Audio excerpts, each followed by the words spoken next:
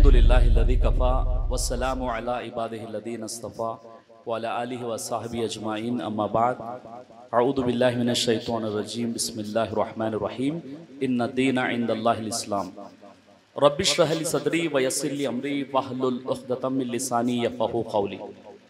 అనంత కరుణామయుడు, అపార కృపాశీరుడు, ఆయన చక్రవర్తి ఎంతో పరిశుద్ధుడు, సురక్షితుడు, శాంతి ప్రదాత, సంరక్షకుడు, సర్వాధికుడు, సర్వోత్తముడు, సజీవుడు, నిత్యుడు, అనంతుడు, అగోచరుడు, జీవిత సహచరి లేనివాడు, తల్లి, తండ్రి, కుమారుడు, కుమార్తెలు అనే సంసారిక సుఖ దుఃఖాలు వర్తించని పరమ పవిత్రుడు అల్లాహ్.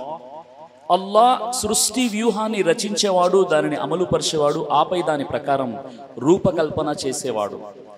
విశ్వవిఖ్యాత నైతిక సార్వభౌముడు, కాలగతిని మార్చివేసిన శూరుడు, ప్రపంచ విప్లవాల్లో అత్యద్భుతమైన విప్లవాన్ని లేవదీసిన మేటి యోధుడు, మూఢ జనాన్ని మహాజ్ఞానులుగా మార్చివేసిన అద్వితీయ సంస్కర్త, బానిసలను పాలకులుగా మార్చిన అనుపమ ప్రతిభాశాలి, జీవనదాయక ఇస్లాం సందేశాన్ని మానవాళికి అందజేసిన మానవ మహోపకారి, విశ్వ ప్రవక్తల నాయకుడు, సత్యవంతుడు, విశ్వసనీయుడు, నిజాయితీపరుడు, కరికంబలి ధారి, హరిత గుమ్మట వాసి, అంతిమ దైవ ప్రవక్త, జగద్గురువు, రహ్మతలిల్ ఆలమీన్, ఇమాముల్ అంబియా, ఖాతమన్ నబీ ముహమ్మదు రసూలుల్లాహ్ సల్లల్లాహు అలైహి వసల్లం వారిపై అల్లాహ్ యొక్క శాంతి, కారుణ్య మరియు శుభాలు వర్షించుగాక, ఆమీన్. ముందుగా వేదికను అలంకరించినటువంటి గౌరవనీయులు పెద్దలు, నేటి ఈ కార్యక్రమానికి విచ్చేసినటువంటి హిందూ, ముస్లిం, క్రైస్తవ సోదర సోదరిమణులు, మిమ్మల్ని అందరినీ కూడా నేను ఇస్లామీయ పద్ధతిలో ఆహ్వానిస్తున్నాను. అస్సలాము అలైకుం వరహ్మతుల్లాహి వబరకాత్. అయితే అల్లా యొక్క మహదానుగ్రహం వల్ల ఈరోజు మనం నారాయణ్ ఖేడ్లో ఈ ప్రాంతంలో ఒక సభ ఏర్పాటు చేయడం జరిగింది. అదేంటంటే మత సామరస్యం, కమ్యూనల్ హార్మనీ. ఈరోజు మనం చూస్తున్నాం కదా సోదరులారా, ఎటు చూసినా ఒక మతం వారు మరో మతం వారిపై బురద జల్లుకోవడం, ఒకరు మరొకరిని ద్వేషిస్తూ విమర్శిస్తూ, ఇలాంటి విషయాలే చాలా మనం న్యూస్ ద్వారా వింటున్నాం, చూస్తున్నాం. నిజంగా చెప్పాలంటే మనిషి శాస్త్ర సాంకేతిక రంగాల్లో ఎంతో పురోభివృద్ధిని సాధించాడు, చంద్రమండలంపై అడుగుపెట్టాడు, కొంగ్రొత్త ఆవిష్కరణలు కూడా చేస్తున్నాడు. కానీ తోటి మానవుణ్ణి చీ అంటున్నాడు, తోటి మానవుణ్ణి అంటరానివాడు అంటున్నాడు, తోటి మతస్థుని ద్వేషిస్తున్నాడు. అంటే నేటి మనిషి అతడు చేప కాకపోయినా చాప కంటే వేగంగా నీటిలో ఈదుతున్నాడు, పక్షి కాకపోయినా పక్షి కంటే వేగంగా ఆకాశంలో విహరిస్తున్నాడు. కానీ ఇక్కడ అఫ్సోస్, విచారకరమైన విషయం ఏంటంటే మనిషి మనిషిలా జీవించలేకపోతున్నాడు. మనం చూస్తున్నాం. ఇలాంటి తరుణంలో మనమంతా హిందూ, ముస్లిం, సిక్, ఈసాయి ఆపస్ మే సబ్ భాయి భాయి అనే నినాదంతో మత సామరస్యం, కమ్యూనల్ హార్మనీ, కలిసి ఉంటే కలదు సుఖం, విడిపోతే ఓడిపోతారు, ఐక్యమత్యమే మహాబలం అనే నినాదంతో జమేతే అహ్లెదీస్ ఈరోజు కమ్యూనల్ హార్మనీ, మత సామరస్యమైనటువంటి ఒక అంశాన్ని ఏర్పాటు చేయడం జరిగింది. అయితే సోదరులారా, ఈ అఖండ భారతం ఎన్నో కళలకు, సంస్కృతి సాంప్రదాయాలకు, ఆధ్యాత్మిక చింతనకు ఒక గొప్ప నిదర్శనం మన భారతావని. పూర్తి ప్రపంచంలో ఏ దేశానికి లేనటువంటి గొప్ప నాగరికత మన భారతదేశానికి ఉంది. మన భారతదేశం యొక్క నాగరికత క్రీస్తు పూర్వం 3300 సంవత్సరంలోనే ప్రారంభమైంది. ఈ నాగరికతను ఇండస్ వ్యాలీ సివిలైజేషన్ అని అంటారు, సింధు లోయ నాగరికతగా పిలుస్తూ ఉంటారు.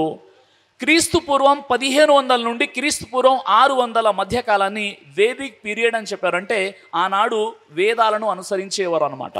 క్రీస్తు పూర్వం 5వ శతాబ్దంలో జైనిజం మన భారతదేశంలో ప్రారంభమైంది. క్రీస్తు పూర్వం 7లో బుద్ధాయిజం ప్రారంభమైంది. క్రీస్తు శకం 6లో క్రిస్టియానిటీ భారతదేశంలో ప్రారంభమైంది. క్రీస్తు శకం 7లో ఇస్లాం ధర్మం భారతదేశంలో ప్రారంభమైంది.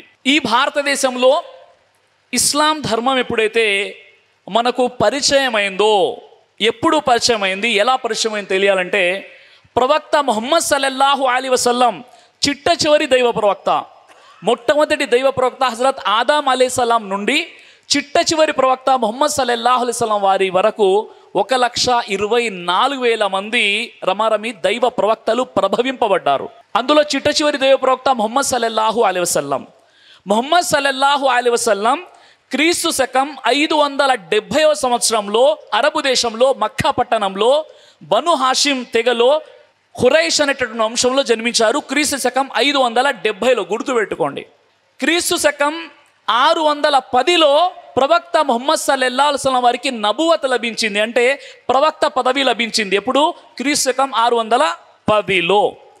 23 సంవత్సరాల పాటు ఆయన దైవ ధర్మాన్ని, తౌహీద్ని, ఏకేశ్వరోపాసన సందేశాన్ని, అల్లా ఒక్కడే ఉన్నాడు అన్న సందేశాన్ని మానవాళికి అందజేశారు. రమారమి 23 సంవత్సరాలు. అంటే క్రీస్తు శకం 632లో ప్రవక్త ముహమ్మద్ సల్లల్లాహు అలైహి వసల్లం వారు ఈ ప్రపంచాన్ని వదిలి వెళ్ళిపోయారు. అప్పటికి ఆయన వయసు 63 సంవత్సరాలు. ఆ తర్వాత క్రీస్తు శకం 632 నుండి క్రీస్తు శకం 666 వరకు ఖులఫాయే రాషిదీన్ అంటే నలుగురు అగ్రగణ్యులైనటువంటి సహబా రదియల్లాహు అజ్మయీన్ 30 సంవత్సరాలు పరిపాలించారు. మొట్టమొదటి ప్రవక్త ముహమ్మద్ సల్లల్లాహు అలైహి వసల్లం వారి యొక్క శిష్యుడు ఎవరు అంటే అబూబకర్ సిద్దీక్ రదియల్లాహు అన్హు వారు 2 సంవత్సరాల 2 నెలల 14 రోజులు ఆయన ఖలీఫాగా ఉన్నారు. ఆ తర్వాత ఉమర్ రదియల్లాహు వారు 10 సంవత్సరాలు ఖలీఫాగా ఉన్నారు. ఆ తర్వాత ఉస్మాన్ బిన్ అఫ్ఫాన్ రదియల్లాహు వారు 12 సంవత్సరాలు ఖలీఫాగా ఉన్నారు. ఆ తర్వాత అలీ ఇబ్న్ తాలిబ్ రదియల్లాహు వారు 5 సంవత్సరాలు ఖలీఫాగా ఉన్నారు. ఈ 30 సంవత్సరాలు ఖిలాఫత్ కాలం అయిపోయింది. మరి అలాంటప్పుడు పూర్తి ప్రపంచంలో ఇస్లాం ఎలా వ్యాపించిందండి? ఈరోజు కొంతమంది అంటున్నారు ఇస్లాం ధర్మం కత్తి ద్వారా వ్యాపించిందని ఎవరైతే ఎలిగేషన్ పెడుతున్నారో, నిందలు మోపుతున్నారో వారు తెలుసుకోవాలి. ఈరోజు ఇండోనేషియాలో మీకు అక్కడ 90% ముస్లిమ్స్ ఉన్నారు. అక్కడ ఎవరు కూడా యుద్ధాలు చేయలేదు, రాజ్యాలను జయించడానికి వెళ్ళలేదు. అమెరికాలో ఎవరు వెళ్ళారు, యూరోప్లో ఎవరు వెళ్ళారు. అక్కడ ఈరోజు పూర్తి ప్రపంచంలో సెకండ్ లార్జెస్ట్ రిలీజన్ ఏదైనా ఉంది అంటే అది ఇస్లాం ధర్మం. మరి ఇక్కడ కత్తి పట్టుకోలేదు, ఎవరు వెళ్ళలేదు. ఎలా ఇస్లాం ధర్మం స్వీకరించారు, ఎలా ముస్లింలుగా వారు పరిగణించబడుతున్నారంటే ఇస్లాంలో ఉన్నటువంటి గొప్పతనం, మానవులంతా ఒకే జంట సంతానం, పరస్పరం సోదరులు, రక్త సంబంధికులు, అరబ్బుకు అరబ్బేతరుడిపై కానీ, అరబ్బేతరుడికి అరబ్బుపై కానీ, తెల్లవాడికి నల్లవాడిపై కానీ, నల్లవాడికి తెల్లవాడిపై కానీ ఎలాంటి ఆధిక్యత లేదు. మీరు కలిమా చదివితే లా ఇలాహా ఇల్లల్లాహ్ ముహమ్మదుర్ రసూలుల్లాహ్ అని చదివితే మీరంతా కూడా ఒకే వరుసలో భాయిగా నిలబడతారు. ధనికులు, నిరుపేదలు, రైతు, రాజు, అధముడు అనేటటువంటి తేడాలు, వ్యత్యాసాలు ఉండవు. కాబట్టి ఈరోజు యూరోప్ కంట్రీస్లో ఇస్లాం ధర్మం వ్యాప్తి చెందుతుంది. మన ఇండియా, మన భారతదేశంలో ఇస్లాం ధర్మం ఎలా పరిచయమైంది, ఎప్పుడు పరిచయమైందంటే క్రీస్తు శకం 632లో ప్రవక్త ముహమ్మద్ సల్లల్లాహు అలైహి వసల్లం వారు ఈ ప్రపంచాన్ని వదిలి వెళ్ళిపోయారంటే చనిపోయారు. కానీ క్రీస్తు శకం 623లోనే మొట్టమొదటి మస్జిద్ ఇండియాలో స్థాపించడం జరిగింది. అంటే ప్రవక్త ముహమ్మద్ సల్లల్లాహు అలైహి వసల్లం ఇంకా బ్రతికే ఉన్నారు, మదీనాలో ఉన్నారు, ఆయన బ్రతికే ఉన్నారు. ఆయన బ్రతికి ఉన్నప్పుడే, ఇంకా చనిపోలేదు, 9 years ఉన్నాయి, 9 సంవత్సరాలు ఉన్నాయి, అప్పుడే మన భారతదేశంలో మస్జిద్ అనేది స్థాపించడం జరిగింది. చారిత్రకమైనటువంటి ఆధారాలు చెప్తున్నాను. ఆధారాలు ఏంటి అంటే ఇండియా, మన భారతదేశంలోని గుజరాత్లో అహ్మదాబాద్ అనేటటువంటి ఒక పట్టణం ఉంది. ఎప్పుడైనా విన్నారా? అహ్మదాబాద్ పట్టణంలో ఒక మస్జిద్ పేరు బర్వాదా మస్జిద్. బర్వాదా అనేటటువంటి గుజరాతీ భాషకు అర్థం ఏంటంటే ఫారెనర్స్, విదేశీయుల మస్జిద్ అని ఒక మస్జిద్ స్థాపించబడింది. ఇది లేటెస్ట్ డిస్కవరీ. ఇంత ఖచ్చితంగా ఎందుకు చెప్తున్నానంటే ప్రవక్త ముహమ్మద్ సల్లల్లాహు అలైహి వసల్లం వారు హిజ్రత్ ఎప్పుడు చేశారంటే క్రీస్తు శకం 623లో ప్రవక్త వారు హిజ్రత్ చేశారు. మీరందరూ చెప్పండి, ప్రవక్త వారు హిజ్రత్ కంటే ముందు మన ఖిబ్లా ఎటువైపు ఉండేది? ఎవరైనా చెప్పగలుగుతారా? మన ఖిబ్లా, మొట్టమొదటి ఖిబ్లా ఏది? మస్జిదే అక్సా వైపు. ప్రవక్త ముహమ్మద్ సల్లల్లాహు అలైహి వసల్లం వారు క్రీస్తు శకం 623లో హిజ్రత్ చేశారు. అప్పుడు మన యొక్క ఖిబ్లా ఏదైతే ఉందో, మన డైరెక్షన్ ఏదైతే ఉందో, మన దిక్సూచి ఏదైతే ఉందో కాబతుల్లా కాదు, మస్జిదే అక్సా. ఇక్కడ ఏదైతే మస్జిద్ నేను చెప్పానో లేటెస్ట్ డిస్కవరీ ఏంటంటే గుజరాత్ అహ్మదాబాదులో వెలుగులోకి వచ్చినటువంటి మస్జిద్ ఏదైతే ఉందో అది క్రీస్తు శకం 623లో స్థాపించబడింది. దాని యొక్క ఖిబ్లా ఇప్పుడు కూడా అల్లాహు అక్బర్ మస్జిదే అక్సా వైపు ఉంది. ఇప్పుడు కూడా మస్జిదే అక్సా వైపు ఉంది. అంటే ప్రవక్త ముహమ్మద్ సల్లల్లాహు అలైహి వసల్లం వారు ఈ ప్రపంచాన్ని వదిలి వెళ్ళక పూర్వమే ఒక మస్జిద్ మన భారతదేశంలో స్థాపించబడింది. ఆ తర్వాత ఎక్కడ స్థాపించబడింది అంటే అది తమిళనాడులోని పాలై జుమా మసీద్. ఈ పాలై జుమా మసీద్ అనేది తమిళనాడులోని క్రీస్తు శకం 630లో స్థాపించబడింది. అంటే ప్రవక్త ముహమ్మద్ సల్లల్లాహు అలైహి వసల్లం వారి మరణానికంటే 2 సంవత్సరాల ముందు. చాలామంది ఏమంటారంటే లేదండి, the first mosque in India ఎక్కడ ఉందంటే అది కేరళ క్యాలికట్ కొడంగళూరులో ఉంది, అదే జుమ్మా మసీద్ అంటారు.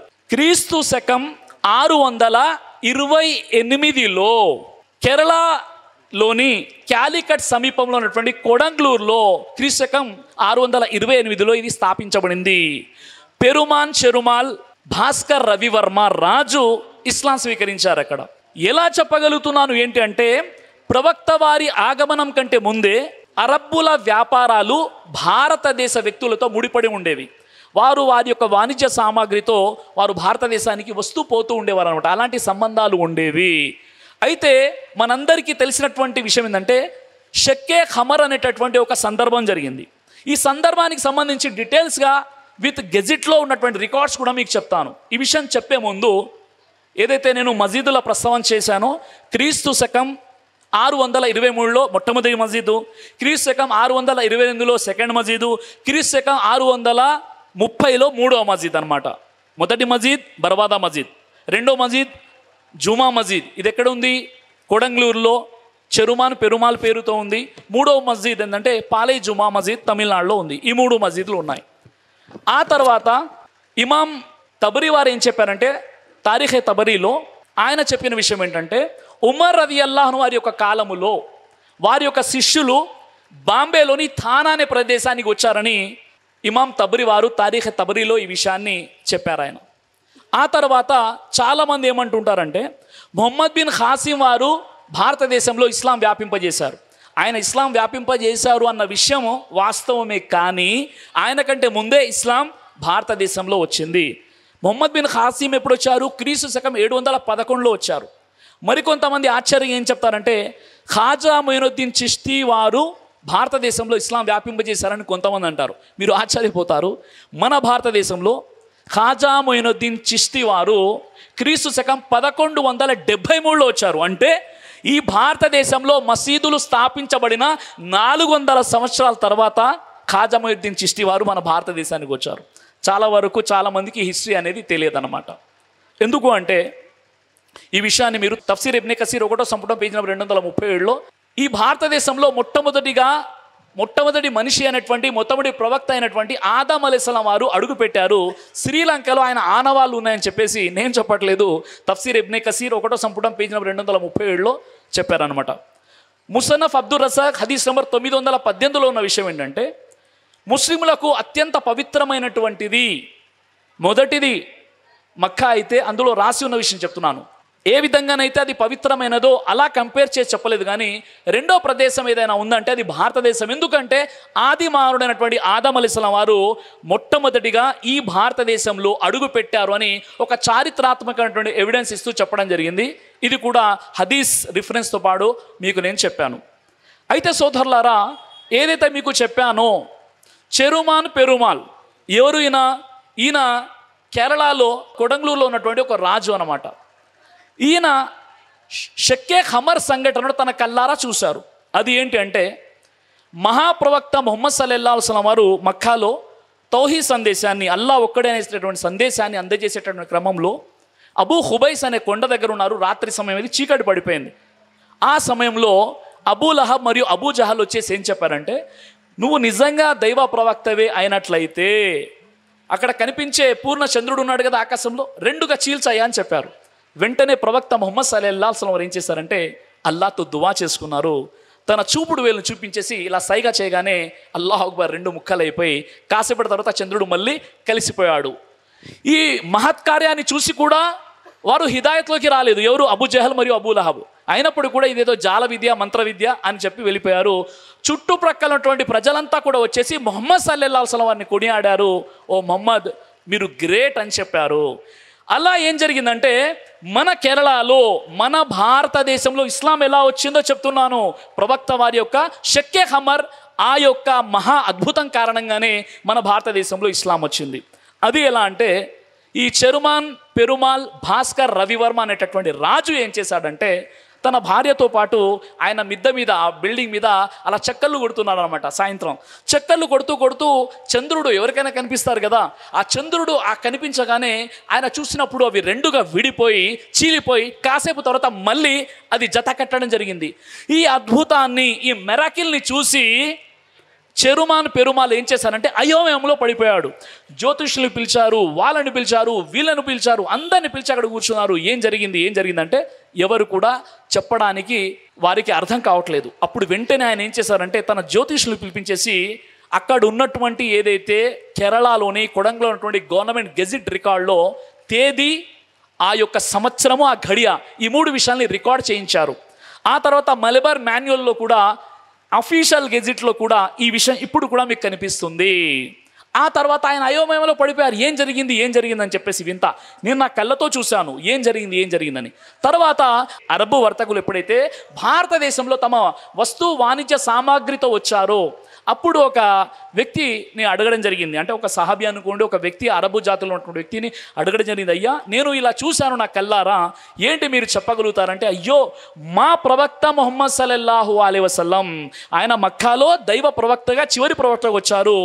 ఆయన్ని కొంతమంది అవిశ్వాసులు అడిగినప్పుడు ఈ షక్కే ఖమర్ యొక్క సంఘటన జరిగిందని చెప్పగానే వెంటనే ఆయన నేను ప్రయాణమై ఆ మహనీయుని కలుస్తాను, ఆ మానవ మహోపకారిని కలుస్తా అని చెప్పేసి బయలుదేరారు. ఇప్పుడైతే మనం ఫ్లైట్ పట్టుకొని రాత్రి బయలుదేరితే ఉదయం అక్కడ ఉంటాం, లేదా 3-4 గంటల్లో సౌదీకి వెళ్ళిపోతాం. కానీ అప్పుడు ఫ్లైట్ లేదు, ఎలాంటి టెక్నాలజీ లేదు.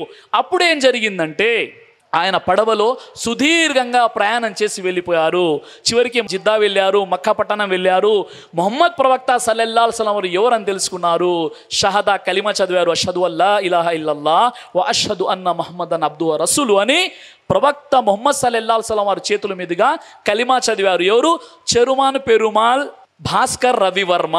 కలిమా చదివి ఏమనుకున్నారంటే ఇది ఈ సత్యం, ఈ సత్యాన్ని నా భారతదేశంలో నేను సందేశం అందజేస్తాను, భారతదేశంలో అందరికీ కూడా నేను మెసేజ్ ఇచ్చేస్తాను చెప్పి అక్కడ నుండి బయలుదేరారు. సుదీర్ఘ ప్రయాణం కాబట్టి యమన్ దేశంలో ఆగారు ఆయన. ఎందుకంటే ఆయన అనారోగ్యంగా ఉన్నారు, ఆరోగ్యం కాస్త అస్తవ్యస్తమైపోయింది. యమన్లో ఆయన ఆగారు. యమన్లో ఆగి మాలిక్ బిన్ దినార్ రహమతుల్లా అలై ఒక వ్యక్తి, అప్పటికే ప్రవక్త ముహమ్మద్ సల్లల్లాహు అలైహి వసల్లం యొక్క సందేశం మాలిక్ బిన్ దినార్కి అందింది. అతడు కలిమా చదివి ఇస్లాం స్వీకరించి ఉన్నారు. అతనికి ఈ విషయం చెప్పగానే ఆతిథ్యం ఇచ్చారు. కొన్ని రోజులు అక్కడ ఉన్నారు. చివరికి ఈ చెరుమాన్ పెరుమాల్ భాస్కర్ రవివర్మ గారికి అనారోగ్యంగా ఉండి ఇక నేను చనిపోతున్నానన్న విషయం తెలిసి ఆయన ఏం చేశారంటే రాజముద్ర, రాజుల దగ్గర ఏముంటుందంటే రాజముద్ర ఏదైతే వంగరం ఉంటుందో ఆ స్టాంప్ అనేది ఉంటుంది, అది అథెంటిక్గా ఆయన రాజు అని చెప్పడానికి ఒక ముద్ర ఉంటుందన్నమాట. ఆ ముద్ర ఇచ్చేసి మీరు నా తరపున వెళ్ళి నా కొడంగలూరు ప్రజలకు, కేరళ ప్రజలకు ఇస్లాం గురించి చెప్పండి, ప్రవక్త వారి గురించి చెప్పండి, ఆ ప్రదేశంలో ఒక మసీదు కట్టండి అని ఎవరిని పంపించారు? మాలిక్ బిన్ దినార్ రహమతుల్లాహి అలైహి అని పంపించారు. అప్పటికే చెరుమాన్ పెరుమాల్ అనారోగ్యంతో యమన్లోనే చనిపోయారు. ఇప్పటికి కూడా ఆయన యొక్క సమాధి అనేది ఎక్కడుంది? యమన్ దేశంలో ఉంది. ఆ విధంగా మాలిక్ బిన్ దినార్ రహమతుల్లాహి అలైహి వారు మన భారతదేశానికి వచ్చేసి ఆ రాజుని అనుసరించే వారి వద్దకు వచ్చేసి రాజముద్రని, ఆయన రాసినటువంటి లెటర్, ఆయన సంతకాన్ని చూపించారు. ఇది విషయం అని చెప్పగానే వారు కూడా అక్కడ ఇస్లాం ధర్మాన్ని స్వీకరించి వారు ఏంటంటే అక్కడ మసీదుని స్థాపించారు. అది క్రీస్తు శకం 628వ సంవత్సరం కేరళలోని క్యాలికట్ నుండి ఒక 170 లేదా 200 కిలోమీటర్ల దూరంలో ఉన్నటువంటి కొడంగల్లోని the first mosque in India అనేటటువంటి పదం అక్కడ బోర్డు అని కనిపిస్తుంది. అలాగే అక్కడ ఉన్నటువంటి గెజిట్లో కూడా ఈ సందర్భం, ఈ విషయం ఏదైతే మీ ముందు ప్రస్తావించానో ఇవన్నీ విషయాలు కూడా అక్కడ మీకు కనిపిస్తాయి. సుబ్హానల్లా. ఈ విధంగా ఆనాడు ఇస్లాం ధర్మం వ్యాపించిందంటే ప్రవక్త వారి షక్కే ఖమర్ సందర్భం ఒకటి. రెండో విషయం ఏంటంటే ఎప్పుడైతే ఇక్కడ అరబులు వచ్చారో అప్పటికి మన భారతదేశంలో అంటరానితనం చాలా విపరీతంగా ఉండేదన్నమాట. ఇక్కడ వర్ణ వ్యవస్థ, అంటరానితనం, అసమానతలు ఇవన్నీ కూడా ఉండేవి. కాబట్టి ప్రవక్త ముహమ్మద్ సల్లల్లాహు అలైహి వసల్లం యొక్క శిష్యులు ఎవరైతే ఉన్నారో వారు ఏమన్నారంటే అందరితో కూర్చున్నారు. కులాలకు అతీతంగా, వర్గాలకు అతీతంగా, వర్ణాలకు అతీతంగా మనమంతా ఒకే జంట సంతానం, ఆదం సంతానం, పరస్పరం సోదరులు, మనల్ని పుట్టించిన దేవుడు ఉన్నాడు, ఆ దేవుడు చూస్తున్నాడు, వింటున్నాడు, సమాధానం చెప్పుకోవాలి, ఆఖిరత్ ఉంది, జడ్జిమెంట్ డే ఉందని వారిని కలుపుకున్నారు. భాష రాకున్నా భాష నేర్చుకున్నారు, ధర్మ సందేశాన్ని అందజేశారు. ఆ విధంగా అక్కడ ఒక మసీదు కూడా స్థాపించబడింది. ఆ తర్వాత ఇస్లాం ధర్మం వ్యాప్తి చెందింది. ఇదే విషయాన్ని ద డిస్కవర్ ఆఫ్ ఇండియాలో పండిత్ జవహర్లాల్ నెహ్రూ ఆయన ఏం చెప్తారు అంటే, ఎప్పుడైతే అరబ్ వర్తకులు తమ వస్తు సామాగ్రితో వాడు భారతదేశానికి వచ్చారో, వారు తమ వస్తువులతో పాటు వారి నీతి, నిజాయితీ, నైతికత, కల్చర్ని కూడా తీసుకొచ్చారు. దానికి భారతీయులు ప్రభావితులై ఇస్లాం స్వీకరించారు తప్ప కత్తి పట్టుకొని ఇస్లాం స్వీకరించండి రా బాబు అని చెప్పేసి వారు ఆ విధంగా చేయలేదు. అంటే భారతదేశంలో ఇస్లాం ఎలా వ్యాపించింది అంటే, ప్రవక్త ముహమ్మద్ సల్లల్లాహు అలైహి వసల్లం వారిని అనుసరించే వారి యొక్క నైతికత, అఖ్లాక్, వారి యొక్క యాటిట్యూడ్, వారి యొక్క క్యారెక్టర్ ద్వారా భారతదేశంలో ఇస్లాం అనేది వ్యాపించింది. సుబ్హానల్లా. ఇప్పుడు రమారమి దాదాపుగా 25 నుండి 30 కోట్ల మంది ముస్లింలు ఈరోజు భారతదేశంలో ఉన్నారు. అంటే ఇక్కడ కత్తి పట్టుకొని ఇస్లాం స్వీకరించండి రా బాబు, లేదంటే చంపేస్తామని ఎవరు చెప్పలేదు. ఒకవేళ అదే వాస్తవం అయితే ఈరోజు మన భారతదేశాన్ని దాదాపుగా 800 నుండి 1000 సంవత్సరాలు మొఘలులు అనుకోండి, తర్వాత ముస్లిం రాజులు పరిపాలించారు. ఒకవేళ ఇదే వాస్తవం అయినట్లయితే ఈరోజు మైనారిటీలుగా ముస్లింలు ఉండేవాళ్ళు కాదు, మెజారిటీలుగా ఉండేవాళ్ళు. ఎందుకంటే ఇస్లాం విషయాన్ని ఒప్పుకోదు. కొంతమంది స్వార్థపరులు ముస్లిం రాజులు వారి స్వార్థం కోసం ఏదైనా చేశారంటే అది వేరే విషయం. కానీ ఇస్లాం లక్ష్యం ఏంటంటే లా ఇక్రాహ ఫిద్దీన్, ధర్మం విషయంలో బలత్కారము కానీ నిర్బంధము కానీ లేదు అని చాలా సూటిగా స్పష్టంగా చెప్పినటువంటి ధర్మం ఇస్లాం. ఇది వ్యాపించిందంటే సమానత్వం ద్వారా, ఇది వ్యాపించిందంటే దైవం పోయినటువంటి అచంచలమైనటువంటి విశ్వాసం ద్వారా, ఈ ధర్మం వ్యాపించిందంటే మీరు నేను మనమంతా ఒకటేనండి అనేటటువంటి భావనల ద్వారా మాత్రమే ఇస్లాం ధర్మం అనేది వ్యాప్తి చెందింది. సోదరులారా, ఇది మన భారతదేశంలో ఇస్లాం యొక్క ఇంట్రొడక్షన్ నేను చాలా డీటెయిల్గా ఇచ్చేటటువంటి ప్రయత్నం చేశాను. అయితే ఇప్పుడు ఇస్లాం కోరుకునేటటువంటి సందేశం ఏంటి? నిజంగా మనం చెప్పాలంటే మన భారతదేశంలో రమారమి 140 కోట్ల జనాభా ఈరోజు మన భారతదేశంలో ఉన్నారు. 350 భాషలు ఉన్నాయి. 9 ప్రధాన మతాల వారు మన భారతదేశంలో ఉన్నారు. 20,000 కంటే ఎక్కువ పట్టణాలు మన భారతదేశంలో ఉన్నాయి. 7 లక్షల కంటే ఎక్కువ గ్రామాలు మన భారతదేశంలో ఉన్నాయన్నమాట. ఇన్ని విషయాలు ఉన్నాయి కదా, ఇన్ని వైవిధ్యాలు, ఇన్ని వైరుధ్యాలు, ఇన్ని కులాల వారు, ఇన్ని మతాల వారు, ఇన్ని వర్గాల వారు, ఇన్ని వర్ణాల వారు ఉన్నప్పుడు కూడా మనమంతా కూడా కలిసిమెలిసి జీవితం గడుపుతున్నాం. భిన్నత్వంలో ఏకత్వం, ఇదే మన దేశ ఔన్నత్యం. అందుకే మన అల్లమా ఇక్బాల్ గారు ఏం చెప్పారు? సారే జహాన్ సే అచ్చా హిందూ సితా హమారా, మజ్హబ్ నహీ సిఖాతా ఆపస్ మే వైరు రఖనా. అంటే ఆయన ఏం చెప్పారు అంటే, మీకు మతం ఎప్పుడు కూడా విద్వేషాన్ని చెప్పదు, విద్వేషాన్ని బోధించదు, విద్వేషాన్ని రగిలించదు అని చెప్పారు. అలాగే గురజాడ గారు ఏం చెప్పారు? ఆరోగ్యకరమైనటువంటి ఆలోచనలు ఉన్నప్పుడే ఆరోగ్యకరమైనటువంటి దేశం మరియు సమాజం ఉంటుంది. దేశం అంటే మట్టి కాదు, దేశం అంటే మనుషులోయే అని చెప్పారు. అలాగే ఈరోజు మనం ఏదైతే ప్రతిజ్ఞ చేస్తామో, భారతదేశం నా మాతృభూమి, భారతీయులందరూ నా సహోదరులు, నేను నా దేశాన్ని ప్రేమిస్తున్నాను. భారతీయులు అంటే ఎవరండి? హిందువులు, ముస్లింలు, క్రైస్తవులు, సిక్కులు, జైనులు, బౌద్ధులు, ఆస్తికులు, నాస్తికులు, ఎవరైతే భారతదేశంలో ఉన్నారో వారంతా కూడా మన సోదరులే అనే భావన ఈరోజు మనం ప్రతిజ్ఞ చేస్తున్నాం, కానీ ఆచరించట్లేదు. ఈరోజు వేదికల మీద హిందూ ముస్లిం భాయ్ భాయ్ అని వేదిక దిగగానే భౌ అని అరుచుకుంటున్నాం. అలాంటి సోదరభావం అవసరమా? అలాంటి సోదరభావం అవసరం లేదు. ఇస్లాం ఏమంటుంది? ఇస్లాం ఏమంటుంది అంటే, ఖురాన్లోని సూర అల్ హుజరాత్ సూర నంబర్ 49 ఆయత నంబర్ 13లో, యా అయ్యుహన్నాసు ఇన్నా ఖలఖనాకుం మిన్ జకరిన్ వ ఉన్సా వ జఅల్నాకుం షుఊబన్ వ కబాయిల లితఅరఫు ఇన్న అక్రమకుం ఇందల్లాహి అత్కాకుం ఇన్నల్లాహ అలీమున్ ఖబీర్. ఓ మానవులారా, 22 టైమ్స్ ఖురాన్లో ఈ పదం ఉందండి. ఏమని? ఓ మానవులారా, ఓ ముస్లింలారా కాదు, ఓ మానవులారా, మేము మిమ్మల్ని ఒకే పురుషుని నుండి, ఒకే స్త్రీ నుండి సృజించాము. తర్వాత మీరు ఒకరినొకరు పరిచయం చేసుకోవడానికి మిమ్మల్ని జాతులుగా, తెగలుగా చేశాము.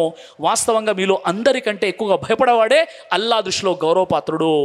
ఇక్కడ ఉన్నటువంటి మీకున్నటువంటి డబ్బు, మీ దగ్గర ఉన్నటువంటి ధనము, పలుకుబడి, వర్గము, వర్ణము, షేక్, ఖాన్, పఠాన్ ఏదైతే పిలుచుకుంటారో వీటి ద్వారా మీరు ఎవ్వరు గొప్పవాళ్ళు కాదు. ఇస్లాం చెప్పే గొప్ప విషయం ఏంటంటే, ఒక ముస్లిమేతరుడు పుట్టుకతో ముస్లిం కాదు, ఒక ముస్లిమేతరుడు హిందూ కావచ్చు, క్రైస్తవుడు కావచ్చు, మా దళిత సోదరుడు కావచ్చు, లా ఇలాహ ఇల్లల్లా ముహమ్మదు రసూలుల్లా, నేను విశ్వసించాను సర్వానికి సృష్టికర్త నా అల్లాహ్ ఒక్కడే, మరియు నేను సాక్ష్యం చెప్తున్నాను చివరి ప్రవక్త ముహమ్మద్ సల్లల్లాహు అలైహి వసల్లం అని కలిమా చదివితే ఆ వ్యక్తి ఏమైపోతాడు అంటే అందరితో సమానమైపోతాడు. ఆ వ్యక్తి కనుక జ్ఞానం నేర్చుకుంటే అతని వెనక ఇస్లాం యొక్క పెద్ద పెద్ద వ్యక్తులు, ఖాందాని వ్యక్తులు కూడా నమాజ్ చదవచ్చు అని ఇస్లాం అంటుంది. కాబట్టి ఇస్లాం సమానత్వాన్ని కోరుకుంటుంది. కాబట్టి ఈరోజు భారతదేశంలో ఇంతమంది ఇస్లాం ధర్మాన్ని స్వీకరించారు. అయితే సోదరులారా, చాలామందిలో ఉన్నటువంటి అపోహ ఏంటంటే, ఇస్లాం ధర్మంలో ఏంటండి మనం చూస్తున్నాం. మొన్న ఒక టీవీ యాంకర్ కూడా నన్ను అడిగాడు అనమాట. అదేంటంటే, ప్రతి ముస్లిం ఉగ్రవాదు కాదు, కానీ ప్రతి ఉగ్రవాది ముస్లిం ఎందుకు అవుతున్నాడు అని అడిగాడు అనమాట. నేనేం చెప్పానంటే, మీరు అడిగే ప్రశ్న ఎలా ఉందంటే, ప్రతి మనిషి విధవ కాదు కానీ ప్రతి విధవ మనిషేనండి అన్నట్టుగా ఉందని చెప్పాను. ఎందుకంటే ఇస్లాం ధర్మం ఉగ్రవాదాన్ని, తీవ్రవాదాన్ని, అతివాదాన్ని, ఆటంకవాదాన్ని, హింసను ప్రేరేపించదు. ఇస్లాం అంటేనే శాంతి. శాంతి పేరు మీద అశాంతి బోధిస్తుంటే ఎక్కడైనా మీరు వేడివేడి ఐస్ క్రీమ్ అని విన్నారా? జ్ఞాని అయినటువంటి అజ్ఞాని అని విన్నారా? అవివేక అయినటువంటి వివేకి అని విన్నారా? ఇవన్నీ కూడా పొంతన లేని పదాలు. అదేవిధంగా ఇస్లామిక్ టెర్రరిజం అనేది కూడా పొంతన లేనటువంటి పదం. ఇస్లాం అంటే శాంతి, టెర్రరిజం అంటే అది భయాందోళన సృష్టించడం, చంపడం. ఆ విషయానికి ఇస్లాంకి ఎలాంటి సంబంధం లేదు. ఇస్లాం చెప్పే విషయం ఏంటి? తీవ్రవాద అంతానికి సర్వోత్తమ సూత్రంగా ఖురాన్లో సూరా మాయిదా 5:32 మన్ ఖతల నఫ్సం బిగైరి నఫ్సిన్ ఔ ఫసాదిన్ ఫిల్ అరది ఫకఅన్నమా ఖతల నాస జమియా. ఒక వ్యక్తిని చంపినవాడు సమస్త మానవాళిని చంపినంతో సమానం. ఒక వ్యక్తి ప్రాణాన్ని కాపాడినవాడు సమస్త మానవుల ప్రాణాలను కాపాడినంతో సమానమని ఇస్లాం అంటుంది. పూర్తి ప్రపంచం ఉన్నటువంటి ఏ గ్రంథంలో కూడా ఈ మెసేజ్ లేదు. అల్లా అంటున్నాడు, ఈరోజు మన భారతదేశమే కాకుండా పూర్తి ప్రపంచంలో 800 కోట్ల జనాభా ఉంది.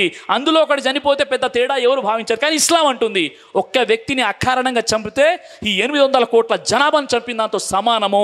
ఒక్క వ్యక్తి ప్రాణాన్ని కాపాడితే ఈ ప్రపంచంలో ఉన్న వ్యక్తుల ప్రాణాన్ని కాపాడినంతో సమానం అని చెప్పినటువంటి ధర్మము. అందుకే ప్రవక్త వారు ఏం చెప్పారు? నీ పొరుగువాడు ఆకలిగా ఉండి నీవు మాత్రం కడుపు నిండా భుజిస్తే నువ్వు ముస్లిం కాజాలో అని చెప్పారు. భూలోకవాసులపై కరుణ చూపించండి, పరలోకవాసి మీపై కరుణ చూపిస్తారని ముహమ్మద్ సల్లల్లాహు అలైహి వసల్లం వారు తెలియజేశారు. ఏ ముస్లిం ద్వారానైతే తన పొరుగువాడు అశాంతికి గురైపోతాడో ఆ వ్యక్తి అసలు ముస్లిమే కాదని చెప్పారు ప్రవక్త ముహమ్మద్ సల్లల్లాహు అలైహి వసల్లం వారు.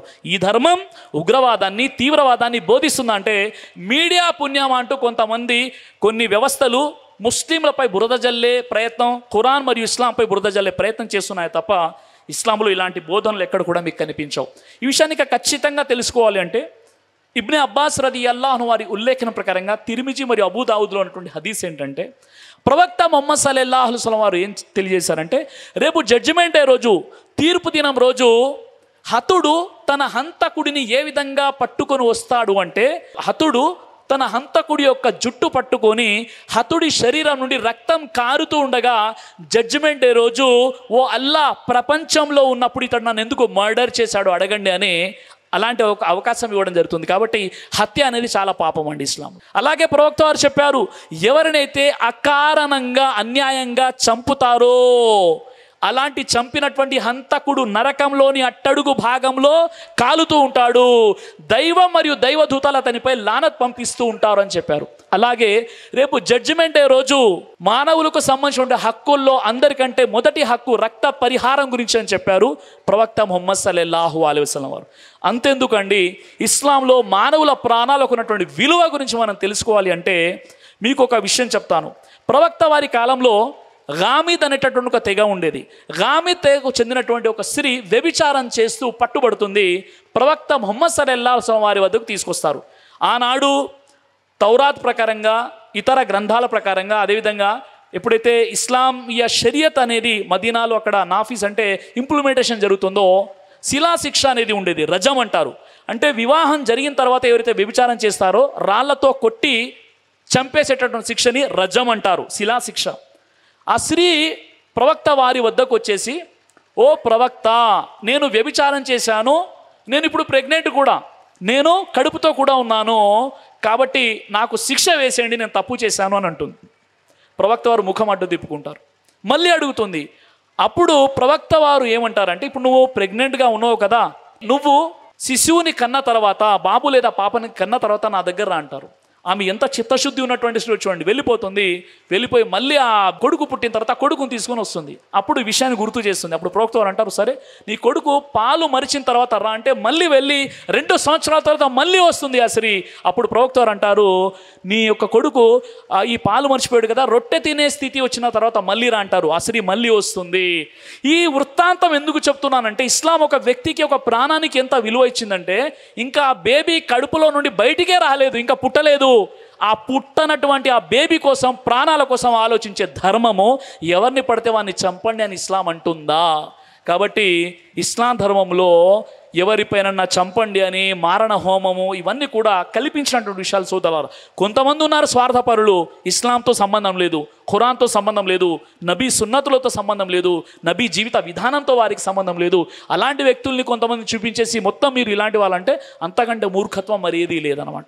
అలాగే మరో సందర్భం చెప్తున్నాను. ఆ మరో సందర్భం ఏంటంటే, ప్రవక్త వారు మదీనాలో ఉన్నప్పుడు బను ఆమేర్ అనేటటువంటి ఒక తెగ ఉండేదన్నమాట. ఎవరిలో అంటే యూదులలో బను ఆమేర్ అనేటటువంటి ఒక తెగ ఉండేది. ప్రవక్త ముహమ్మద్ సల్లల్లాహు అలైహి వసల్లం వారి వద్దకు బను ఆమేర్ తెగకు సంబంధించినటువంటి కొంతమంది వచ్చేసి, మా మతంలో కొంతమంది ఇస్లాం స్వీకరించాలనుకుంటున్నారు కాబట్టి మీ పండితుల్ని పంపించండి, మీ స్కాలర్స్ని పంపించండి, మీ విద్వాంసులను పంపించండి అని చెప్పినప్పుడు ప్రవక్త వారు 70 మంది హుఫాజులను 70 మంది ఇస్లామిక్ విద్వాంసులను పంపిస్తారు. కానీ మార్గ మధ్యంలోనే వాళ్ళు కుట్ర పన్ని నేరపూరితంగా విచక్షణ రహితంగా ఈ 70 మందిని అతి కిరాతకంగా చంపేశారు. సహీ ముస్లింలో ఉన్న విషయం చెప్తున్నాం. అప్పుడు చాలా కష్టంగా ఒక వ్యక్తి ఆయన తప్పించుకొని వెళ్తాడు. ఆయన పేరేంటి? అమీర్ బిన్ ఉమయ్య అజ్-జహబీ అనేటటువంటి ఒక సహాబీ ఏం చేశారంటే, ఆయన తప్పించుకొని ఆయన అక్కడి నుండి వెళ్తారు. ప్రవక్త వారికి ఈ విషయం చెప్పాలి ఎలాగైనా. ఏంటి విషయం? ఓ ప్రవక్త, వీళ్ళు మోసపూరితంగా ఇలా మమ్మల్ని చంపేశారని చెప్పడానికి ఆయన కొద్దిగా గాయాలైపోయి ఉంటే ఆయన వెళ్తూ ఉంటారు. అంతలోనే ఏం జరుగుతుందంటే, ఈ బను ఆమేర్ తెగకు చెందినటువంటి 2 వ్యక్తులు ప్రవక్త వారిని కలిసి వస్తుంటారు. ఈ విషయం వ్యక్తికి తెలియదు. ఆ ఆవేశంతో ఏం చేశారంటే, వాళ్ళ ఖడ్గాని లాక్కొని ఆ 2ని చంపేస్తారు కోపంలో. ప్రవక్త వారి వద్దకు వెళ్ళి జరిగిన సంఘటన చెప్తారు. అప్పుడు ప్రవక్త వారు ఏమంటారంటే, ఈ మొత్తం విషయం విన్న తర్వాత ఒకవైపు 69 మంది ప్రవక్త వారి శిష్యులు విద్వాంసులు చనిపోయారు, మరోవైపు కేవలం ఆ హంతకుల జాతికి చెందినటువంటి 2 మాత్రమే చనిపోయారు. అప్పుడు ప్రవక్త వారు అన్నారు, వీరేం పాపం చేశారయ్యా, వీళ్ళు నువ్వు ఎందుకు చంపావు, అల్లా దగ్గర రేపు ఏం జవాబు చెప్తావని చెప్పేసి ఆ కమ్యూనిటీ వాళ్ళని పిలుస్తారు. ఆ కమ్యూనిటీ వాళ్ళని పిలిచేసి మొట్టమొదటిగా రక్త పరిహారం చెల్లిస్తారు. తన సహబాలు 69 మంది ఎవరైతే చనిపోయారో వారి విషయం తర్వాత పరిష్కరిద్దాం, ముందు ఈ 2 ఏం చేశారు తప్పు, వీళ్ళిద్దరు నువ్వు ఎందుకు చంపేశావు అని చెప్పేసి ఆ కమ్యూనిటీని పిలిచేసి రక్త పరిహారం చెల్లించారు ప్రవక్త ముహమ్మద్ సల్లల్లాహు అలైహి వసల్లం. ఇది ఇస్లాం ధర్మం చెప్పేటటువంటి ఒక శాంతి సందేశం సోదరులారా. అలాగే మరొక సంఘటన చెప్తున్నాను. మీ అందరికీ అబూ రాఫే రదియల్లాహు అన్హు వరకు తెలిసి ఉంటుంది. అబూ రాఫే ఎవరు అంటే, మక్కా పట్టణంలో ఆయన అప్పటికీ ముష్రికులో ఉన్నారు, మదీనాలో ప్రవక్త వారు ఉన్నారు. అబూ రాఫే వారిని ఒక సఫీరుగా చేసి పంపిస్తారు, వైస్ రాయిగా పంపిస్తారు, రాయభారిగా. మక్కా బహుదేవోపాసకులు ముష్రికీన్ మదీనాలో ఉన్నటువంటి ప్రవక్త వారి వద్దకు అగ్రిమెంట్ కోసం, ఒప్పందం కోసం అబూ రాఫే వారిని పంపిస్తారు. అబూ రాఫే ఎప్పుడైతే వచ్చారో ప్రవక్త వారిని చూశారు మదీనాలో. ప్రవక్త వారు చాలా నిరాడంబరమైనటువంటి జీవితాన్ని గడిపారు. కానీ ఎవరైతే దేశ ప్రతినిధులు వస్తారో, వైస్రాయ్లు వస్తారో, వారిని రిసీవ్ చేసుకోవడానికి ప్రవక్త వారి వద్ద ఒక మంచి వస్త్రం ఉండేదన్నమాట. ఆ డ్రెస్ ధరించి ఆయన్ని ఆహ్వానిస్తారు. పురాతనంగా వచ్చేటటువంటి ఒక సాంప్రదాయం ఏంటంటే, ఎవరైతే వాయిస్రాయ్లు వస్తారో, ఎవరైతే ఈ సఫీర్ వస్తారో, రాయబారులు వస్తారో, వారిని స్వాగతించడం, వారికి మంచి భోజన ఏర్పాటు చేయడం, ఇవన్నీ చేయడం సనాతనంగా వస్తున్నటువంటి ఒక సాంప్రదాయం అనమాట. ప్రవక్త వారు కూడా అలా రిసీవ్ చేసుకుంటారు. కానీ ప్రవక్త వారి అఖ్లాక్కి, ఆయన నైతికతకి మంత్రముగ్ధుడైపోయినటువంటి అబూ రాఫే ఇస్లాం ధర్మాన్ని స్వీకరించేశారు, కలిమా చదివారు. అప్పుడు అబూ రాఫే ఎలా వచ్చారు? మక్కా నుండి ఒక ప్రభుత్వం తరపు నుండి ఆయన వాయిస్ రాయిగా వచ్చారు, సఫీర్గా వచ్చారు. ఇక్కడ వచ్చేసి కలిమా చదివి ఇస్లాం స్వీకరించారు. ప్రవక్త వారితో అన్నారు, ప్రవక్త ఇక నేను మదీనా వెళ్ళను, నేను ఇక్కడే ఉండిపోతాను, నేను ముస్లిం అయిపోయాను, నేను దైవ విధేయుని అయిపోయాను, ఇక్కడే ఉండిపోతాను. ఎవరంటున్నారండి? ఒక ప్రభుత్వం తరపు నుండి వచ్చినటువంటి ఒక వైస్ రాయ్, అతడు ఇస్లాం ధర్మాన్ని స్వీకరించి ఇక నేను వెళ్ళను అంటున్నాడు. అప్పుడు ప్రవక్త వారు ఏం చెప్పారంటే, ఓ అబూ రాఫే, ఇది చాలా పెద్ద తప్పు. ఒక నమ్మకంతో వారు నిన్ను ఇక్కడికి పంపించారు, నువ్వైతే ఇక్కడికి వచ్చావు కాబట్టి నువ్వు ఇక్కడే ఆపి ఉంచడం, అంటే సమాచారాన్ని తీసుకొచ్చినటువంటి రాయభారిని ఆపి ఉంచడం లేదా హత్య చేయడం చాలా పెద్ద తప్పు, యుద్ధాలకు దారి తీస్తుంది. కాబట్టి అలాంటి అశాంతిని నేను కోరుకోను, నువ్వు మక్కాకు వెళ్ళిపో, మక్కాకు వెళ్ళిపోయి వారికి ఆ విషయం చెప్పు, ఇక్కడ ఉన్నటువంటి ఏదైతే ఒప్పందం జరిగిందో ఈ అగ్రిమెంట్ అక్కడ చెప్పు, ఆ తర్వాత నువ్వు వచ్చేసి అప్పుడు ఇక్కడ ఒక ముస్లింగా ఉందుగా అని చెప్పేసి పంపించేశారు. అలాంటి శాంతి కామకులు మహాప్రవక్త ముహమ్మద్ సల్లల్లాహు అలైహి వసల్లం. మీ అందరికీ ముగీరా బిన్ షోబా రదియల్లాహు అన్హు వారి గురించి తెలిసే ఉంటుంది. ముగీరా బిన్ షోబా రదియల్లాహు అన్హు వారు ఎవరండి? ఆయన గైర్ ముస్లింగా ఉన్నప్పుడు, ముస్లిమేతరుడుగా ఉన్నప్పుడు ఏం చేస్తారంటే, తనతో పాటు ఉన్నటువంటి ఇద్దరిని చంపేస్తారు, మర్డర్ చేస్తారు. మర్డర్ చేసి ఇంకా ఇస్లాంలోకి రాలేదు, ఆయన గైర్ ముస్లింగా ఉన్నారు.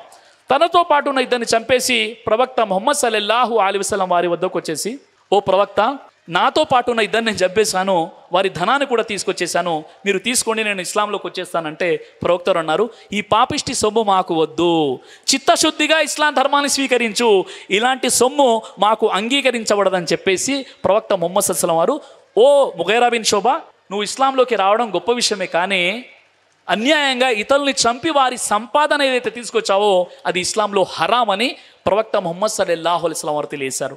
కాబట్టి సోదరులారా, ఇస్లాంలో నీతి, నిజాయితీ, న్యాయము, ధర్మము ఇవన్నీ విషయాలు కూడా చాలా స్పష్టంగా చెప్పబడ్డాయి. మీరు సూర్య నిసా 4:58 చూడండి. మీరు ప్రజల మధ్య తీర్పు చేసేటప్పుడు న్యాయంగా తీర్పు చేయండి. ఈరోజు మనం ఏమనుకున్నాం, శాంతి సామరస్యాలు వికసించాలి అని కోరుకున్నాం, కానీ ఒక వర్గానికి అన్యాయం జరుగుతుంటే అన్యాయాన్ని చూస్తూ శాంతి స్థాపన అంటే జరగదు. ఖురాన్లోని సూర్య నహల్ 16:90 ఇన్నల్లాహ యఅమురు బిల్ అదిల్ వల్ ఇహ్సాన్, మీరు న్యాయం చేయండి, ఉపకారం చేయండి అని అల్లాహ్ సుబ్హానహు వ తఆలా చెప్తున్నాడు. ఎలాంటి ఉపకారమో తెలుసా? సూర్య మాయిదా 5:8 విశ్వసించిన ప్రజలారా, న్యాయంపై, సత్యంపై స్థిరంగా ఉండండి. మీకు ఎవరైనా శత్రువులు ఉంటే వారిపై ఉన్నటువంటి కోపంతో మీరు సత్యాన్ని తారుమారు చేసి వారిని అన్యాయం చేయకండి. మీ శత్రువులైనా, మిమ్మల్ని ద్వేషించే మీ శత్రువులైనా మిమ్మల్ని కూర్చోబెడితే మీరు తన పర అనే భేదం లేకుండా న్యాయం చేయండి అని చెప్పినటువంటి ధర్మం ఇస్లాం.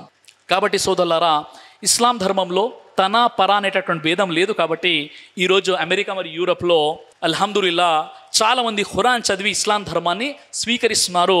అక్కడ ఏ ప్రవక్త రాలేదు, ఏ రాజులు వెళ్ళలేదు, ఎవరు యుద్ధాలు చేయలేదు, అయినప్పుడు కూడా ఇస్లాం స్వీకరిస్తున్నారంటే అల్హమ్దులిల్లా ఖురాన్లో ఉన్నటువంటి ఒక గొప్ప మహత్యం. అయితే సోదరులారా, మరి ఇక్కడ మనం కూర్చొని ఉన్నాం, మనమంతా కూడా ఇక్కడ ముస్లింలు, ముస్లిమేతరులు చాలామంది నా సౌండ్ వింటున్నారు. అయితే మనం తెలుసుకోవాల్సిన విషయం ఏంటంటే, ఈ జీవితం క్షణికమైనటువంటి కొన్ని రోజుల జీవితం మాత్రమే.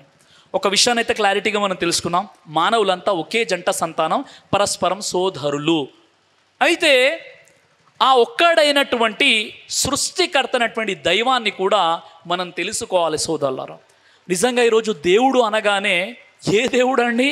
ముస్లింల దేవుడా, క్రైస్తవుల దేవుడా, లేక హిందువుల దేవుడా? ఏ దేవుని గురించి మీరు చెప్తున్నారు అంటే, నేను ఎవరి గురించి చెప్తున్నానంటే, ఎవరైతే పైన కనిపించే ఆకాశాన్ని సృష్టించాడో, మనం నడుస్తున్నటువంటి భూమిని ఎవరైతే సృష్టించారో, ఎవరైతే సూర్యుడిని సృష్టించాడో, ఎవరైతే చంద్రుడిని సృష్టించాడో, ఎవరైతే ఈ సమస్తాన్ని సృష్టించి 87 లక్షల జీవరాశులను సృష్టించి మహోత్కృష్టమైనటువంటి మనిషిగా నీకు జన్మనిచ్చాడో, వినే శక్తి ఎవరైతే ఇచ్చాడో, చూసే శక్తి ఎవరైతే ఇచ్చారో, ఒక మనిషిగా అసలు నిన్ను పుట్టించింది ఎవరో ఆ దైవం గురించి చెప్తున్నాను.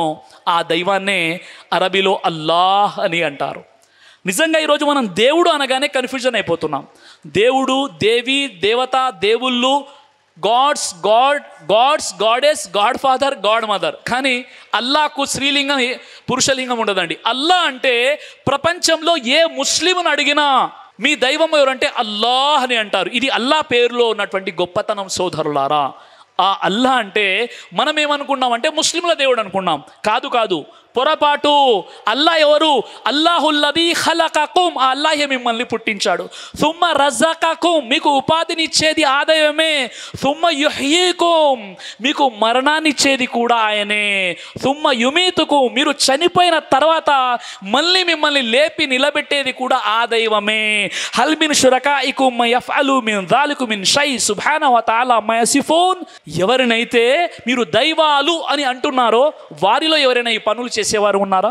ఎంత అద్భుతమైన విషయం చూడండి.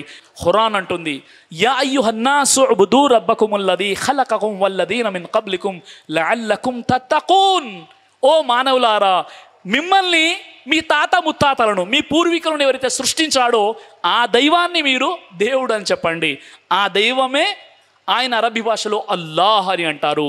అల్లాహుల్లదీ ఖలకస్ సమావాతి వల్ అరద వమా బైనహుమా ఫీ సిత్తతి అయ్యామిన్ సుమ్మ ఇస్తవా అలల్ అర్ష్ మా లకుం మిన్ దూనిహి మిన్ వలియ్యిన్ వలా షఫీ అఫలా యతదక్కరూన్. భూమిని ఆకాశాలను వాటి మధ్య ఉన్న సమస్తాన్ని 6 రోజులలో సృష్టించి సృష్టి సామ్రాజ్య పీఠాన్ని అధిష్ఠించిన వాడినే అల్లాహ్ అని అంటారు. ఈరోజు అల్లా అనగానే సాయిబుల దేవుడు, అల్లా అనగానే ముస్లింల దేవుడు, అల్లా అనగానే కొంతమంది ధర్మం తెలియని వారు ఒక దర్గానేమో అని అనుకుంటున్నారు. దర్గాలకు, బాబాలకు, జెండాలకు, చెట్లకు, సమాధులకు, వలీలకు, పీర్లకు, ముర్షద్లకు అల్లాతో సంబంధం లేదు. అల్లా అంటే ఎవరు అంటే, అల్లా ఎవరు అని అడిగినప్పుడు అల్లా ఖురాన్లో ఈ విషయాన్ని తెలియస్తున్నాడు. కుల్ హువల్లాహు అహద్, అల్లా ఆయన ఒక్కడు, ఆయన అద్వితీయుడు. అల్లాహు సమద్, ఆయన ఎవరి ఆధారం, ఎవరి అక్కర్లేనివాడు. లం యలిద్, ఆయనకు సంతానము లేదు. వలం యూలద్, ఆయన కూడా ఎవరికి జన్మించలేదు. వలం యకుల్లహు కుఫువన్ అహద్, ఆ దైవానికి సరి సమానులు, సాటి మేటి ఎవ్వరు లేరు. ఆయన అల్లా, ఆయన సృష్టికర్త. ఎలా ఉంటాడు? లైఫక మిస్లిహి షైఉన్, ఆ అల్లాను పోలినటువంటి ప్రతిమ, ప్రతిరూపాలు, విగ్రహాలు, చిత్రపటాలు ఏవి కూడా లేవు. లా తుద్రికుహుల్ అబ్సార్ వహువ యుద్రికుల్ అబ్సార్ వహువ లతీఫుల్ ఖబీర్, ఆ అల్లాని ఎవరు కూడా తన కన్నులతో చూడలేదు, చూడజాలరు. విశ్వ ప్రవక్తలు 1,24,000 మంది ప్రవక్తల్లో ఏ ప్రవక్త, చివరికి ముహమ్మద్ సల్లల్లాహు అలైహి వసల్లం వారు కూడా అల్లాని చూడలేదు. కానీ స్వర్గంలో స్వర్గవాసులకు అల్లాహ్ సుబ్హానహు వ తఆలా దర్శనమిస్తాడు. అప్పుడు చూస్తారు ప్రవక్తలైనా, విశ్వాసులైనా, పూర్వం గతించిన వారైనా, ఈ భూమి అంతమయ్యే వరకు పుట్టేవారైనా దైవాన్ని నేను చూశాను, చూస్తున్నాను అంటే అది పచ్చి అబద్ధం. మా ఆయిషా రదియల్లాహు అన్హా వారిని అడిగినప్పుడు, ఎవరైతే అల్లాను ముహమ్మద్ ప్రవక్త చూశారని చెప్తాడో ఆ వ్యక్తి పచ్చి అబద్ధికుడు అని చెప్పారు. కాబట్టి ఆ దైవం స్వర్గంలో అక్కడ దర్శనమిస్తాడు. అయితే సోదరులారా, మరి ఈరోజు దేవుడు అనగానే చాలా కన్ఫ్యూజన్ ఉంది. అసలు దేవుడు అంటే ఏంది? సంస్కృతంలో దివు అనే ధాతువు నుండి దేవుడు అనే పదం వచ్చింది. దేవుడు అంటే స్వయంభవుడు, ప్రశంసింపదగినవాడు, మదముతో ఉండువాడిని దండించువాడు అనే అర్థాలు వస్తాయి. నిరుక్త శబ్దార్థం 8వ అధ్యాయం 16వ మంత్రంలో, అథవాయో దివ్యతి క్రీడతి సదేవః యశ్చరాచరం జగద్యోతయతి సదేవః యః స్వాపయతి సదేవః యోకిలాం జగన్ నిర్మాణేన బర్హతి వర్ధయతి స బ్రహ్మ.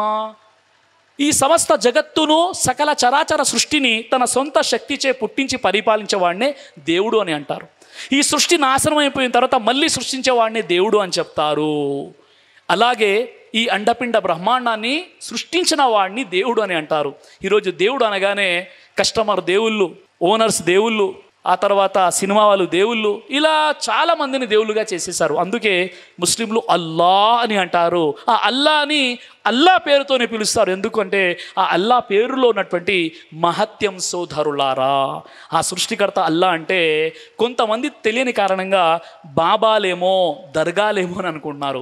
ఖురాన్లోని 30 కాండాలు, 114 అధ్యాయాలు, 6,236 ఆయతులు, 86,430 పదాలు, 3,23,760 అక్షరాలు ఉన్నటువంటి ఖురాన్లో ఎక్కడ కూడా దర్గాల యొక్క ప్రస్తావన ఉండదు. ఖురాన్లో 18వ అధ్యాయం సూరే కహఫ్ ఆయతం 102లో అల్లాహ్ సుబ్హానహు వ తఆలా తెలియజేస్తున్నాడు. అఫహసిబల్లదీన కఫరు అన్ యత్తఖిద ఇబాది మిన్ దూనిహి ఔలియా ఇన్న ఆతదన జహన్నమ లిల్ కాఫిరీన నుజులా. వారు సృష్టికర్తనటువంటి అల్లాను వదిలి అల్లా యొక్క దాసులను తమ కార్య సాధకులుగా చేసుకున్నారు. వాళ్ళ దగ్గరికి వెళ్ళి అది అడుగుతున్నారు. వాళ్ళెవరు? కాఫీర్, అవిశ్వాసులు. వారి యొక్క ఠికానా, వారి యొక్క నివాసం ఏంటి? జహన్నం, నరకానికి వెళ్ళిపోతారని ఇంత స్పష్టంగా ఖురాన్లో చెప్పిన తర్వాత కూడా కొంతమంది అర్థం చేసుకోలేకపోతున్నారు అల్లాహ్ గ్రంథాన్ని. కాబట్టి సోదరులారా, అల్లాహ్ గ్రంథాన్ని అర్థం చేసుకొని చదివేటటువంటి సద్బుద్ధిని అల్లాహ్ సుబ్హానహు వ తఆలా అందరికీ కూడా ప్రసాదించుగాక. ఖురాన్లో అల్లాహ్ సుబ్హానహు వ తఆలా సూరే బఖరా నంబర్ 2:163లో తెలియజేస్తున్నాడు. వ ఇలాహుకుమ్ ఇలాహుం వాహిద్ లా ఇలాహ ఇల్లా హువ రహ్మానుర్ రహీం. ఓ మానవులారా, మీ దేవుడు ఒక్కడే, ఆ కరుణామయుడు, ఆ కృపాకరుడు తప్ప మరొక దైవం లేడు. ఖురాన్లో సూరే నహల్ నంబర్ 16:51లో వఖాల అల్లాహు లా తత్తఖిజు ఇలాహైన్ ఇస్నైన్ ఇన్నమా హువ ఇలాహుం వాహిద్. ఆ అల్లా ఒక్కడే, ఇద్దరు కాదు, ఆయన ఏకైక దైవం. ఖురాన్లోని సూరే నిసా నంబర్ 4:171లో వలా తఖూలు సలాస ఇంతహు ఖైరల్ లకుమ్ ఇన్నమా అల్లాహు ఇలాహు వాహిద్. ముగ్గురు అని అనకండి, ముగ్గురులో మూడోవాడు అల్లాహ్ అని చెప్పకండి, ఇది మీకే మంచిది. వాస్తవంగా దైవం ఒక్కడే ఉన్నాడు. లేదండి ఒకవేళ అలా అంటే ఏమవుతుందంటే ఆ విషయం కూడా అల్లాహ్ సుబ్హానహు వ తఆలా ఖురాన్లో తెలియజేశాడు. ఖురాన్లో సూరే అంబియా 21 ఆయత 22లో లౌ కాన ఫీహిమా ఆలిహతున్ ఇల్లల్లాహు లఫసదతా, ఒకవేళ భూమి మరియు ఆకాశాలలో ఒక్క అల్లాహ్ తప్ప ఇతర దేవుళ్ళు కూడా ఉండి ఉన్నట్లయితే భూమి ఆకాశాల వ్యవస్థ చిన్న భిన్నమైపోయి ఉండేది. ఈ అతల వితల సుతల రసాతల తలాతల పాతాల మహాతల లోకాలను, ఈ అండపిండ బ్రహ్మాండాన్ని, సకల చరాచర సృష్టిని సృష్టించి పరిపాలించి పాలించి పోషించేటటువంటి దైవం వాస్తవానికి ఒక్కడే ఉన్నాడు. ఇద్దరు ముగ్గురు ముక్కోటి ఉన్నట్లయితే ఈ సృష్టి వ్యవస్థ ఎప్పుడో చిన్న భిన్నమైపోయి ఉండేదని దైవం ఖురాన్లో తెలియజేస్తున్నాడు. ఖురాన్లో సూరా అల్ ముమినూన్ సూరా నంబర్ 23 ఆయత నంబర్ 91లో మత్తఖదల్లాహు మిన్ వలదిన్ వమా కాన మఅహు మిన్ ఇలాహిన్ ఇదల్ల దహబ కుల్లు ఇలాహిన్ బిమా ఖలక వలఅల బాదుహుం అలా బాద్ సుబ్హానల్లాహి అమ్మా యసిఫూన్. ఈ సమస్త సృష్టిని సృష్టించేటటువంటి దైవం, ఆయనతో భాగస్వాములు ఎవ్వరూ లేరు, ఆయనతో పార్ట్నర్స్ కూడా ఎవ్వరూ లేరని అల్లాహ్ సుబ్హానహు వ తఆలా తెలియజేస్తున్నాడు. ఆయన ఎవరిని తన కొడుకుగా తన సంతానంగా చేసుకోలేదు. మరొక దేవుడు ఎవడు ఆయనతో పాటు లేడు. ఒకవేళ అలా అయితే ప్రతి దేవుడు తన సృష్టిని తీసుకొని వేరు పడిపోయేవాడు. ఈరోజు ప్రపంచంలో ఏదైతే దేశాలు, దేశ అధ్యక్షులు, రాష్ట్రాలు, రాష్ట్ర మంత్రులు ఏ విధంగా అయితే ఏర్పడ్డారో, దేవుడు ఒక్కడు కాక చాలామంది ఉన్నట్లయితే, అరే బాబు నువ్వు భారతదేశాన్ని చూసుకో, నేను అమెరికాను చూసుకుంటాను, ఇంకో దేవుడు నేను యూరోప్ చూసుకుంటాను, నేను ఇండోనేషియా చూసుకుంటాను, ఖతర్లో పెట్రోల్ ఎక్కువ ఉంది, డబ్బులు ఎక్కువ వస్తున్నాయి, ఖతర్ నేను పరిపాలిస్తాను, పాకిస్తాన్ నేను చూసుకుంటాను అని చెప్పేసి దేవుళ్ళు డివైడ్ చేసేసుకొని అక్కడ కూడా మళ్ళీ ఎలక్షన్ జరిగేవి. అలా జరుగుతున్నాయంటే జరగట్లేదు కదా సోదరులారా. ఏకకాలంలో ఒక బస్సు చక్రాన్ని ఇద్దరు అటు ఇటు పట్టుకొని తిప్పితే అది ప్రమాదానికి గురైపోతుంది. ఏకకాలములో ఒకే దేశానికి ఇద్దరు ప్రధానమంత్రులు ఉంటే అది కూడా డిసిషన్ తప్పు అయిపోతుంది. అలాగే ఏకకాలంలో ఒక రాష్ట్రానికి ఇద్దరు ముఖ్యమంత్రులు ఉన్నా అది చెడిపోతుంది.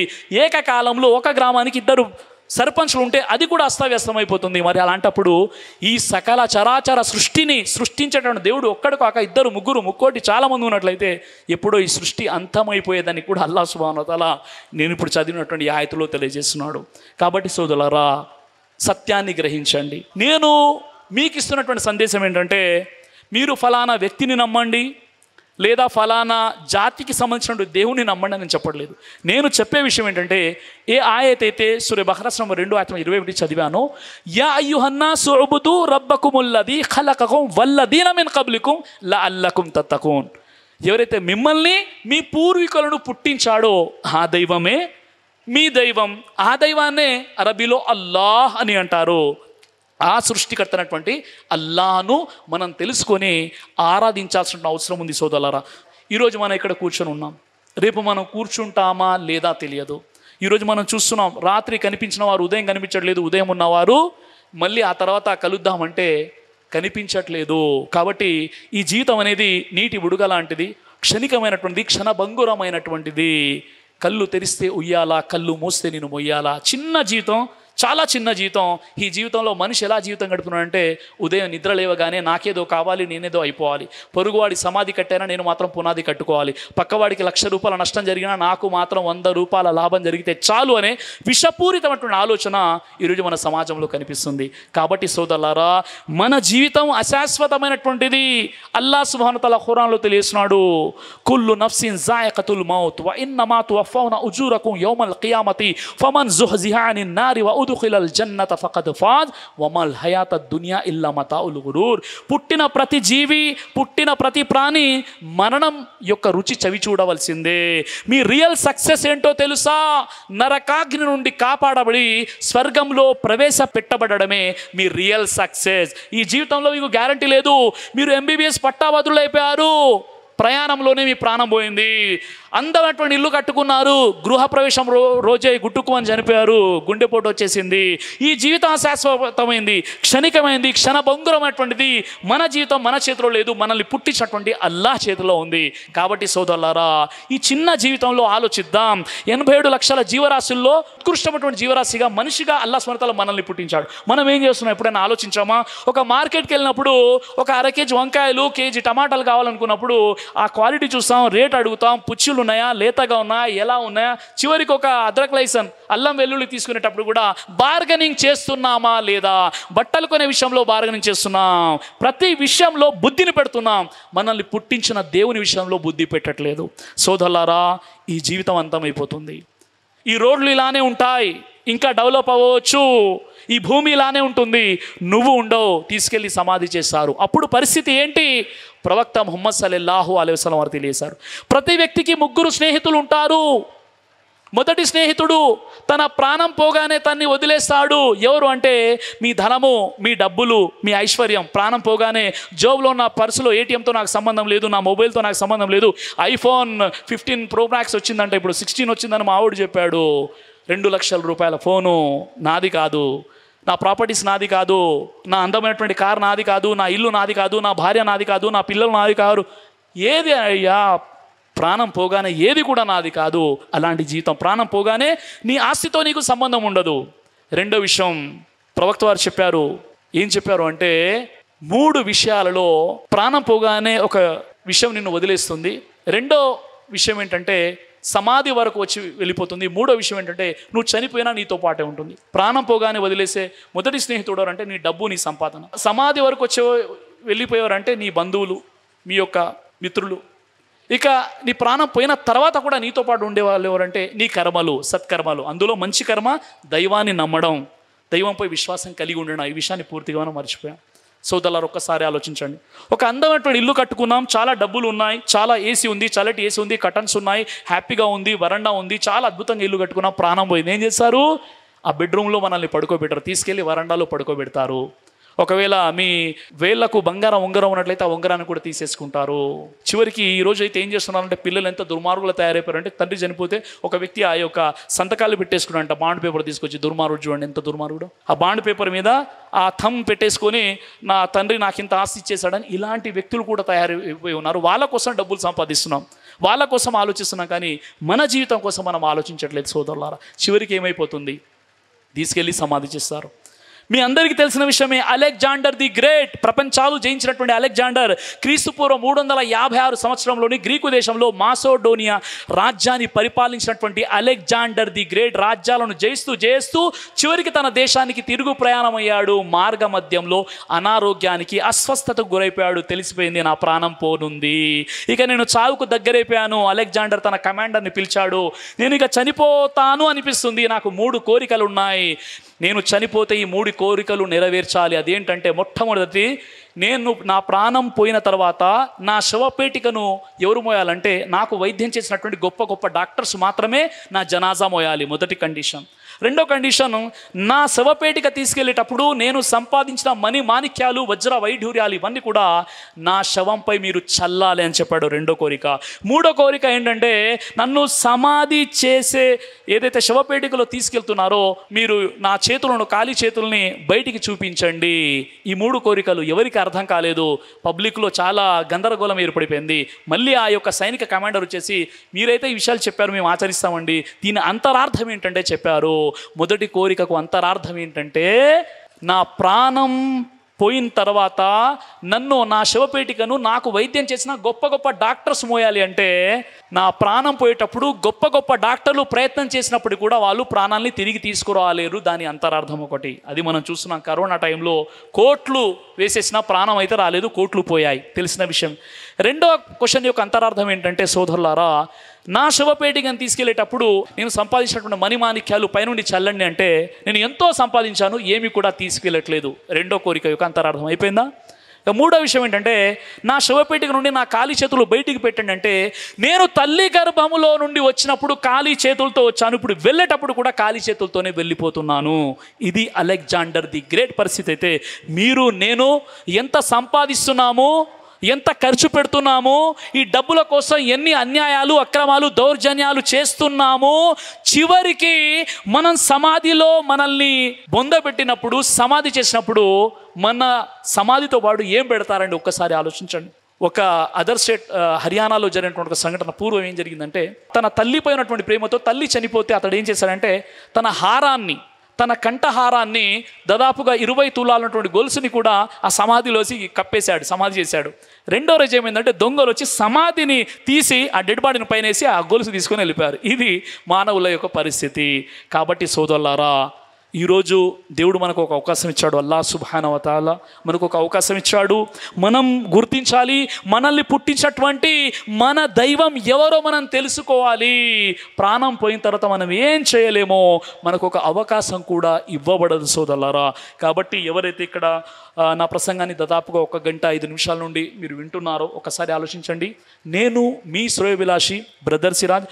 యూట్యూబ్లో కూడా ఇలాంటి వీడియోస్ ఇప్పుడు ఏదైతే ఉంటుందో అది యూట్యూబ్లో వస్తుంది, మీరు చూడండి, ఇంకా నేర్చుకోండి. ఆ తర్వాత సత్యాన్ని తెలుసుకునేటటువంటి ప్రయత్నం చేయండి. ఈరోజు జమేతే అహ్లే హదీస్ ఏర్పాటు చేసినటువంటి మత సామరస్యం అనేటటువంటి కార్యక్రమంలో వచ్చినటువంటి అన్ని మతాల వారిని, సోదరిమణులను, సోదరుల్ని అందరి కోసం కూడా నేను దువా చేస్తున్నాను. ముఖ్యంగా ముందు నా దేశం కోసం దువా చేస్తాను.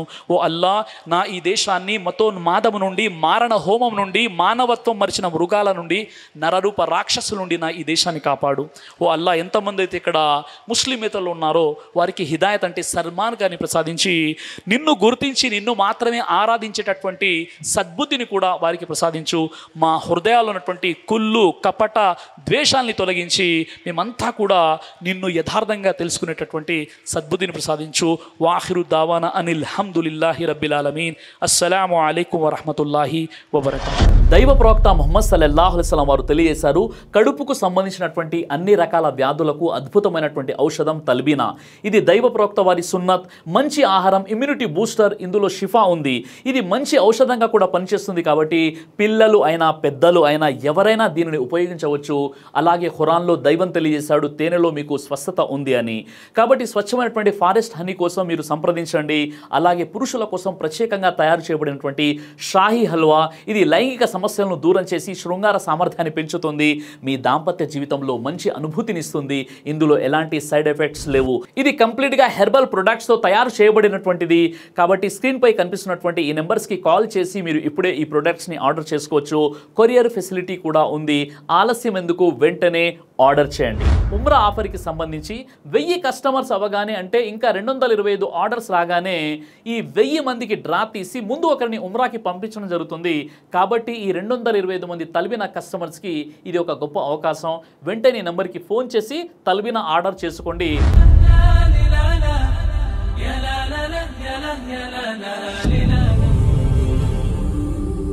బ్రదర్ సిరాజ్ అని యూట్యూబ్ ఛానల్ని మీరు సబ్స్క్రైబ్ చేసినట్లయితే ఇన్షాల్లా దైవచిత్తం అయితే మీకు వీడియోస్ వస్తుంటాయి. అదేవిధంగా బ్రదర్ సిరాజ్ అనేటటువంటి ఫేస్బుక్ని కూడా లైక్ చేయడం వల్ల మీకు వీడియోస్ వస్తుంటాయి.